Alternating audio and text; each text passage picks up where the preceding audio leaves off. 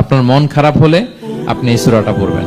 আমাদের এরকম অনেক সময় হয় না যে হতাশ, দেয়ালে পিঠ ঠেকে গেছে, কোনো বের হওয়ার রাস্তা নাই, কই যাব, কোথাও সফলতা নাই, সবাই আমাকে ভুল বুঝতেছে, এরকম মাঝে মাঝে হয় না? আমাদের সবার লাইফে আপস এন্ড ডাউনস আছে।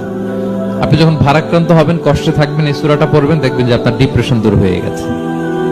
তো আল্লাহর হাবিব সাল্লাল্লাহু আলাইহি ওয়াসাল্লাম যখন এরকম ভারাক্রান্ত ছিলেন, চিন্তিত ছিলেন, তখন আল্লাহর হাবিব সাল্লাল্লাহু আলাইহি ওয়াসাল্লামকে চিন্তামুক্ত করবার জন্য আল্লাহ তাআলা এই চমৎকার সূরাটি নাযিল করেছেন।